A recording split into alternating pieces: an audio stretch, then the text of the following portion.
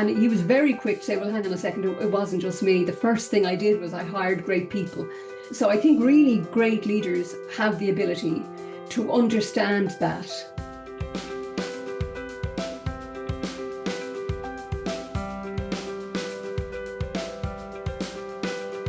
Hello, welcome to Leadership Discoveries. This is probably not the voice you're used to hearing, and the reason for that is I am not Shirley, although I sound just like her. What do you think, Shirley? No, this is Shirley has given me the honor of being a guest host for this very special episode celebrating 30 episodes and reflecting on 30 episodes of Leadership Discoveries. I'm Max Brandstetter, founder and podcast producer at Max Podcasting. How Shirley and I connected, it was I went back and looked at the very, very beginning of 2024, so a few years ago now. I got a note or an inquiry from Shirley in Ireland, who we had never spoken before, and I was like, this is so cool. I wonder what she's interested in. And she was interested in starting a podcast around the topic of leadership, and we had some great discussions. And then, I've helped become her producer and editor ever since then, and it's so cool to see Leadership Discoveries become what it is today and all the amazing leaders that you featured on. Anyway, that's enough for me talking. There'll be plenty of me talking. Shirley, thank you so much. Welcome to your podcast. Thank you very much. The tables have indeed turned, Max Brandstetter. But listen, thank you so much for being my guest host, actually. And, just listening to your story there, I was just thinking about that myself. And it's funny because I'm here in Dublin. You're in the States, and we partner and we work together, and I depend on you very much to produce and do your magic with my podcast. And I was just thinking how important connections are, because we got connected because I happened to ask somebody in the UK, would they know somebody? And your name came up over in the States. So isn't it brilliant that sort of, across the globe, we managed to connect? So, and it just sort of illustrates the power of networking, I think, as well. So I've been very fortunate. So thank you, Max. Yeah, absolutely. Well, thank you. And from my own podcast and own experience in the podcasting and business world, that there's so many lessons on networking that keep coming up, and you just never know what any connection is going to turn into and how you can end up partnering together, or just on the personal, friend side, or what that will turn into or what. But I do have to say, I've been fortunate to work with a number of different podcast clients over the year, and still to this day, Shirley, you're the only one who has used the term wingman to describe me. Yeah. And so you're the only, so that, which I think is a really, really cool term, and thinking of me as kind of a wingman to help guide you and help kind of look out for you along the way. But you're obviously doing the heavy lifting and the interviewing and all that stuff. But it's been a real honor, and I think we're going to dive into some really, really fun lessons today. Yeah, that was my Top Gun moment, Max. So. Exactly. And as prep for this, I've been playing volleyball on the beach. So, so here we are. We've been brainstorming about how to shape this special episode, and I think it makes sense to go back to the very beginning. Shirley, can you just share, why did you start Leadership Discoveries in the first place? Where did that idea come from? I think it was primarily one because I always wanted to work in radio, believe it or not. If I didn't end up where I did, I would have loved to have been on radio. So there was a little bit of sort of a dream being fulfilled, maybe a little bit of a vanity project. But also, it was also to do with the fact that I was conscious that I was meeting some really super people through my own career, people that I work with, people who I've worked for, all of those different things. And I remember thinking, gosh, there's a lot of good common sense there that I'd really like other people to hear. So what better way than to combine this desire, let's say, to actually to use voice media, but also to amplify some of those voices. And I think what interested me from the outset, obviously I've worked in academia, I still work in academia, but I was really interested in leadership in practice. And there are no shortage of leadership models, but I wanted to hear what experienced people actually do. And particularly when times are tough, when context is difficult, when, information is incomplete, whatever, or maybe when we're just going through sort of all of this uncertainty in the world as well. So I was really curious just to start amplifying some of those voices and having conversations with people. And how's the life of a radio star compared to what you expected? Yeah.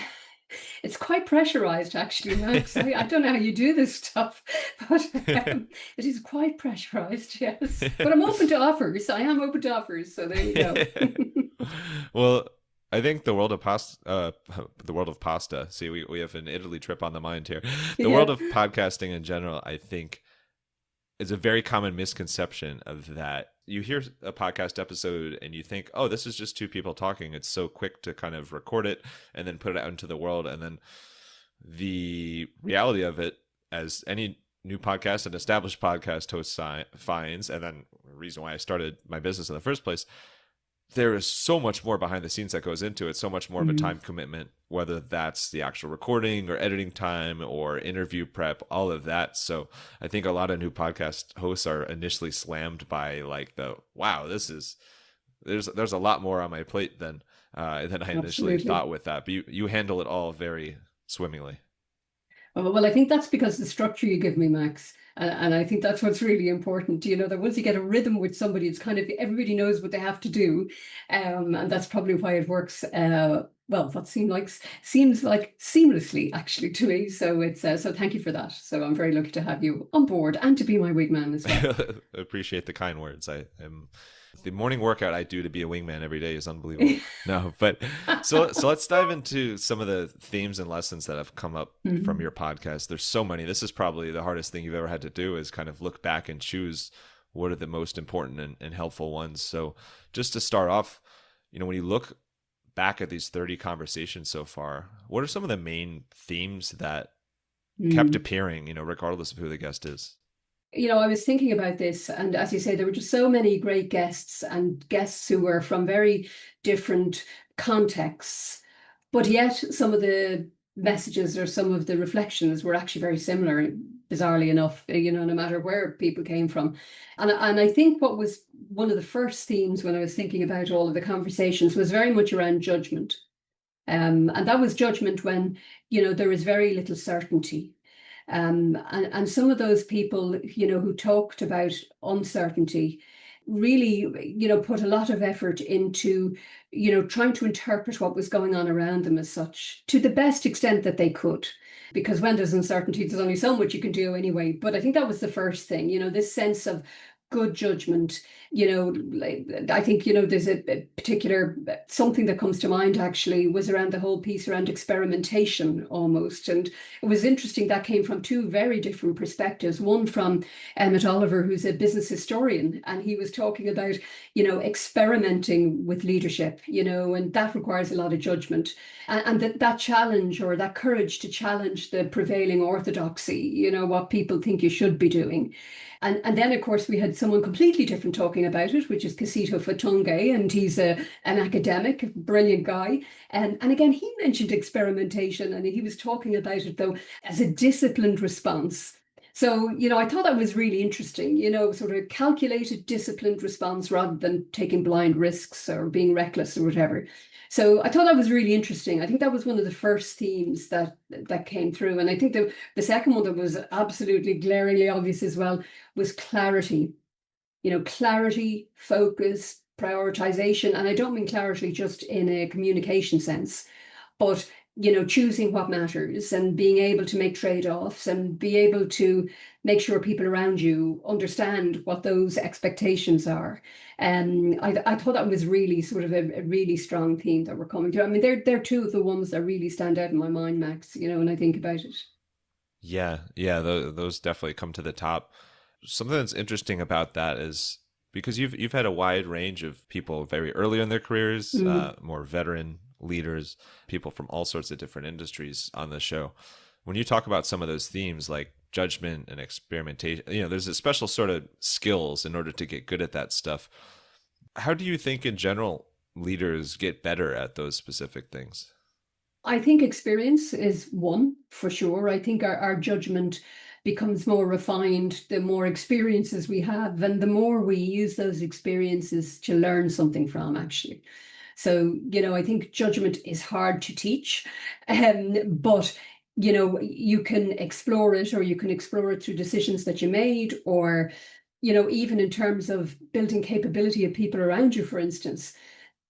that will help your own judgment, because you're starting to get more information from trusted sources around you who can contribute as well to the decision-making process as such, or, sort of help you with the decision-making process. So I think building capability around you is one way that you actually do improve your own judgment because of the knock-on impact.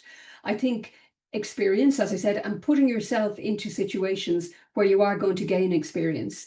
And that requires courage. And the fact that, look, it might be tough. You might make mistakes, but you will learn from those mistakes. And, that piece around understanding the risk element as well when it comes to making decisions. I think that's really important when it comes to judgment, because as, Casito and as a couple of my other guests mentioned, you can't be reckless. You can't be reckless with your shareholders' money. You can't be reckless with your employees.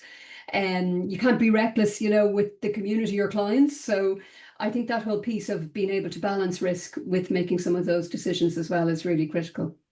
Yeah, I totally agree with that. I'm going to throw you a curveball here. So I'm sure you had many, many conversations that were very smooth, or maybe some themes came up that you kind of expected or known from your own leadership and own academic experience.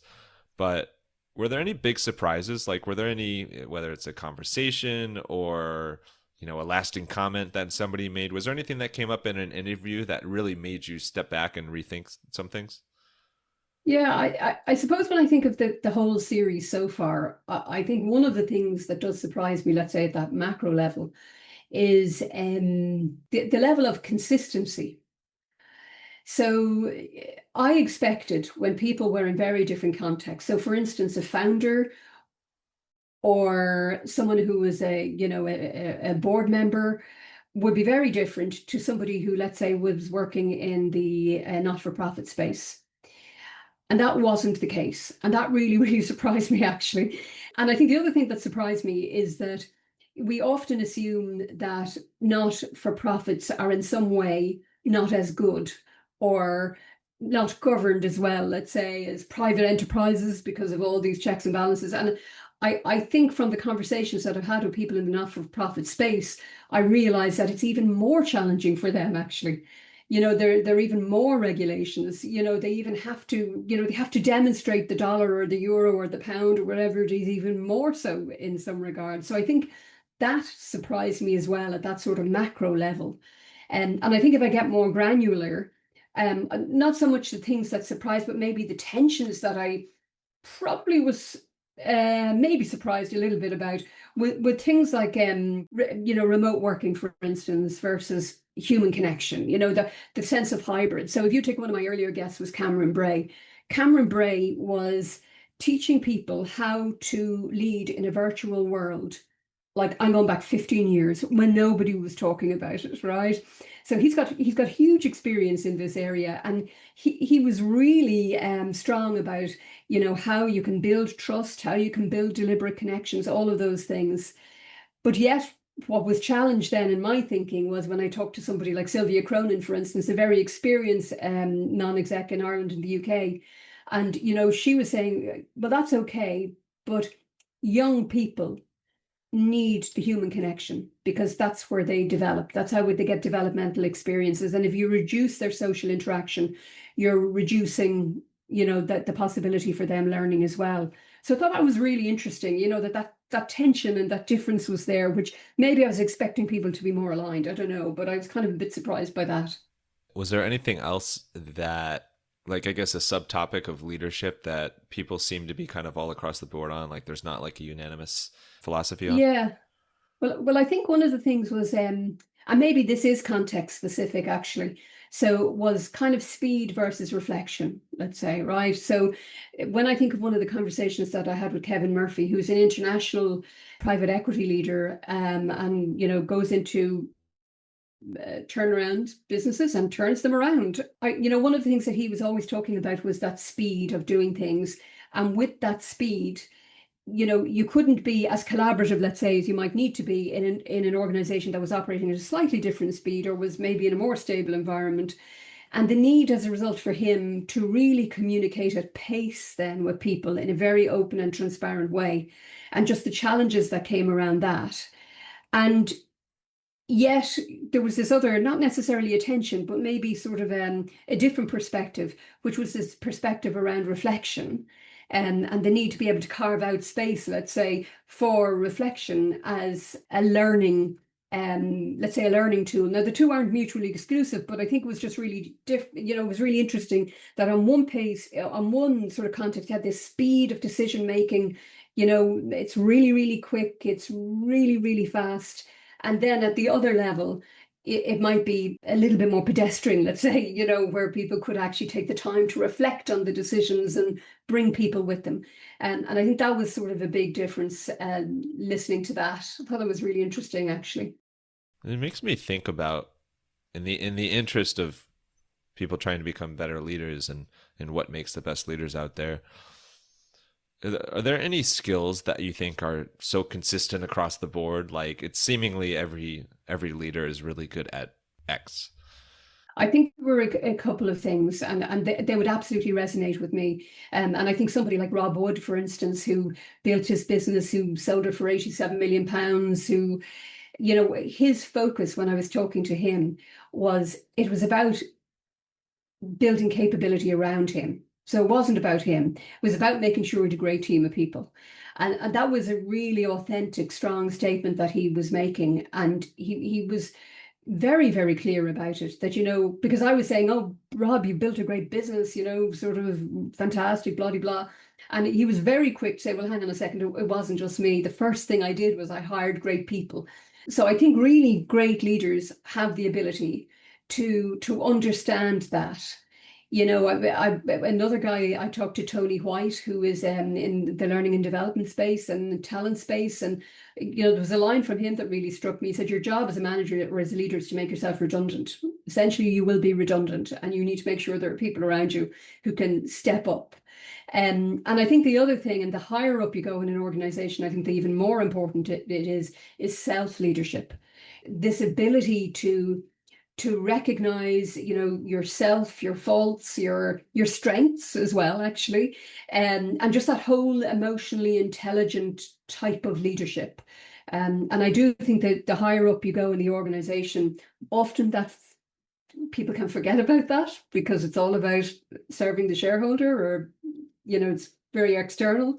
And I think there definitely is a need. And I think all of the people that I spoke to, I think they had that. They were very emotionally intelligent, aware of what they were trying to create, aware of their impact on people, and spoke very, as I said, very authentically about it, actually, which I thought that was really, really interesting.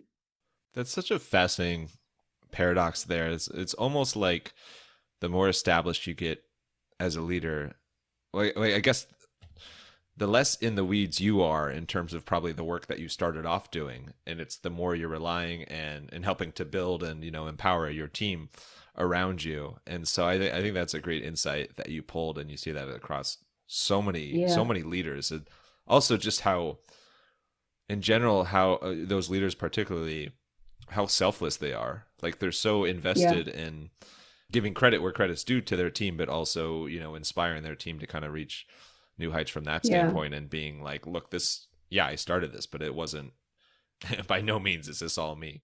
Yeah, and there's a phrase, I can't remember where I heard it actually, but I use it all the time now, and I take ownership for it, which I probably shouldn't do, but it's the whole piece around empowerment versus enablement.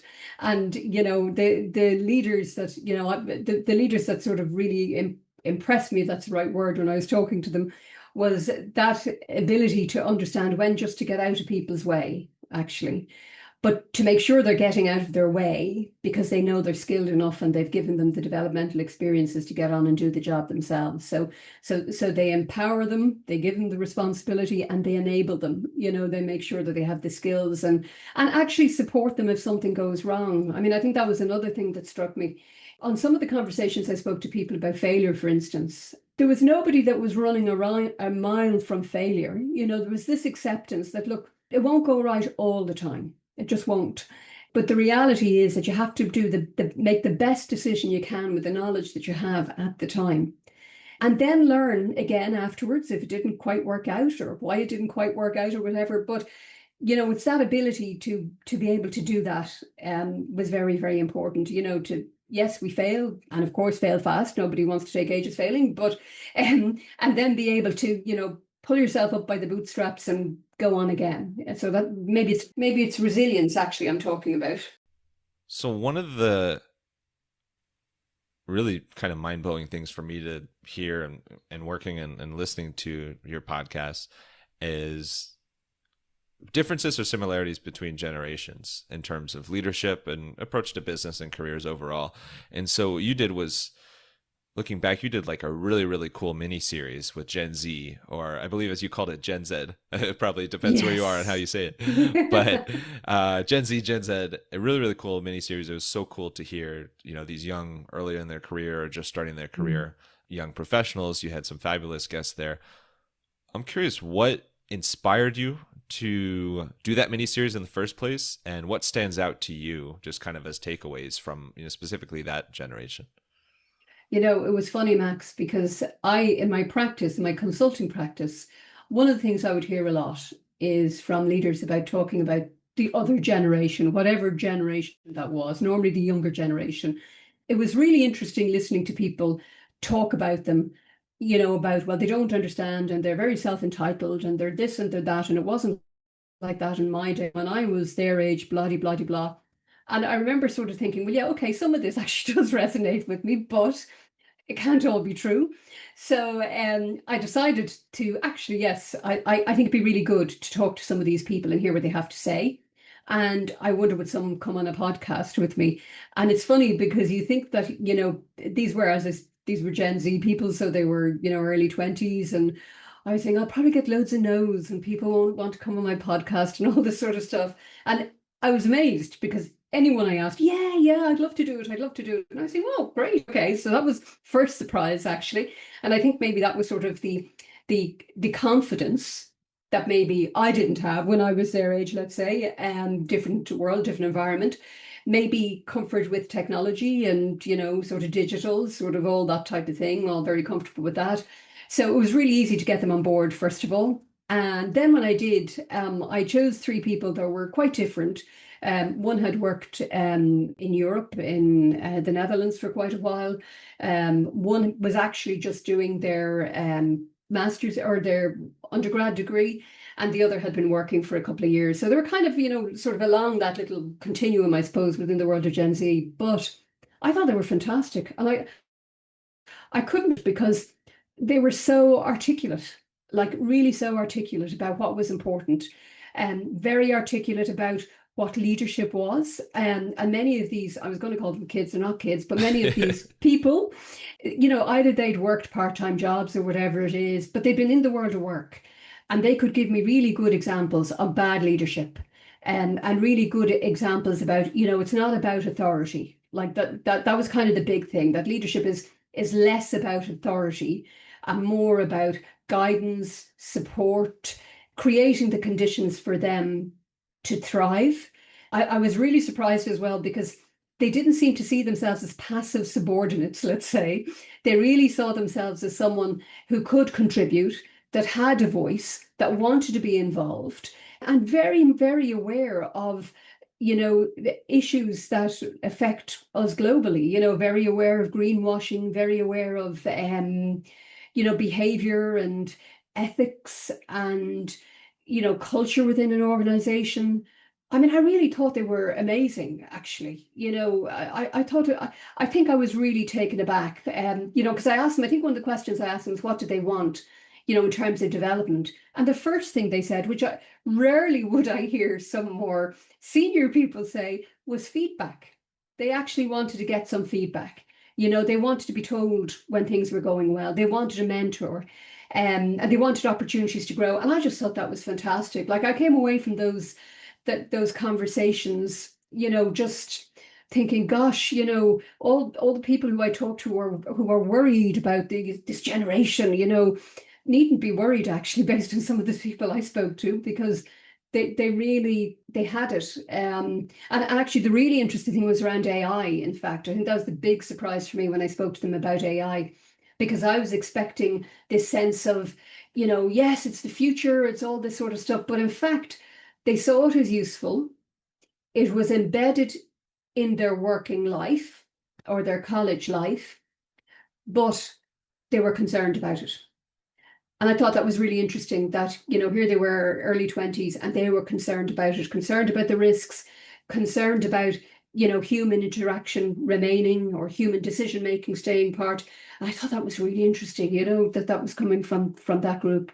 Right. It's the thoughtfulness and curiosity, Mm, I think, was amazing to hear. And just a personal note, as my wife and I had our daughter hmm last year, and it's crazy when you think about it because her generation is now Gen Beta, which is Yeah, crazy to think all the way. It's like she's going to grow up in this Gen Beta. You're going to hear a conversation about, oh, what will Generation Beta be like and things like that. And so it was fascinating to just kind of hear those conversations with Gen Z and think through, when she's that age, yeah, what will some of their views of the earth be and views of the working world, and what's AI even going to look about then? So I think yeah, it's obviously everybody's their own person.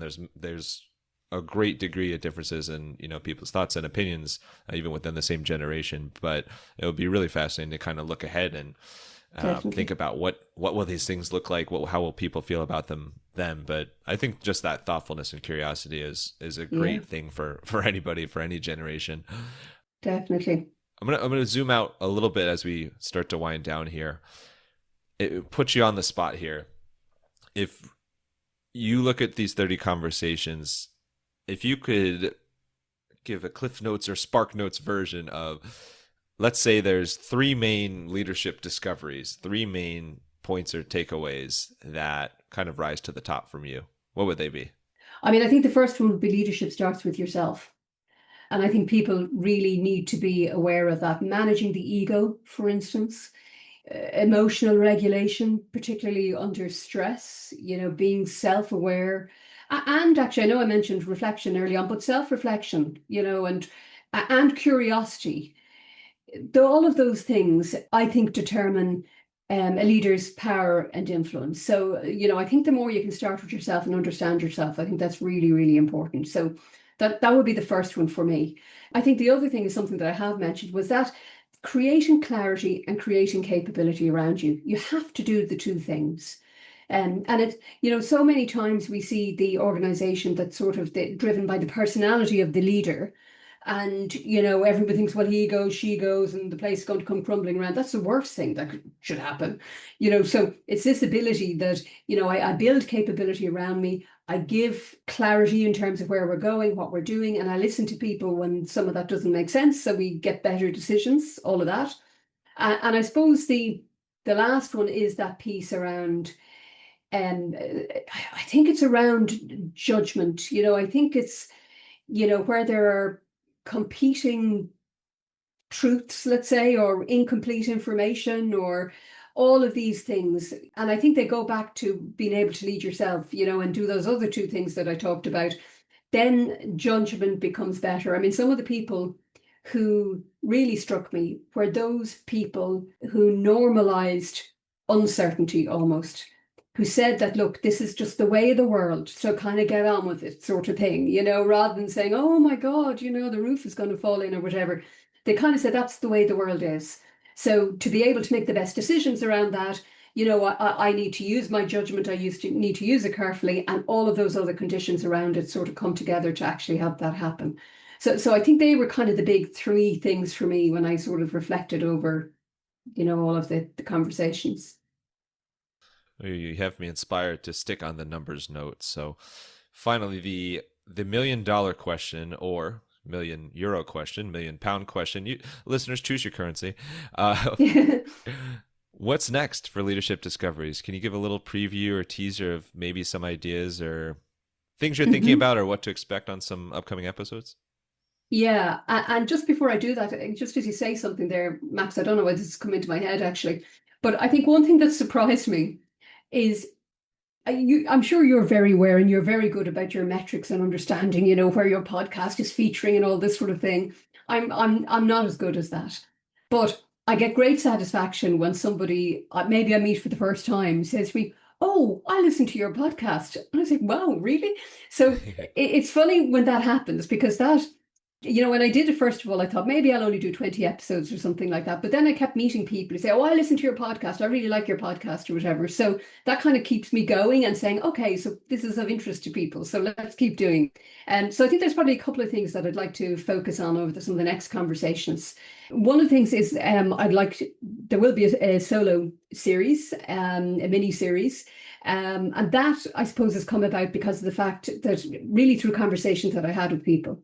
So, I mean, one of the big things, I'd say, is around top team alignment, for instance. It's a real challenge in organizations, so I'll probably do something around that. So it'll just be a mini series for people around some of the topics that I meet on a regular basis when I'm talking to my clients. So maybe, again, just some sort of tips and some reflections around that.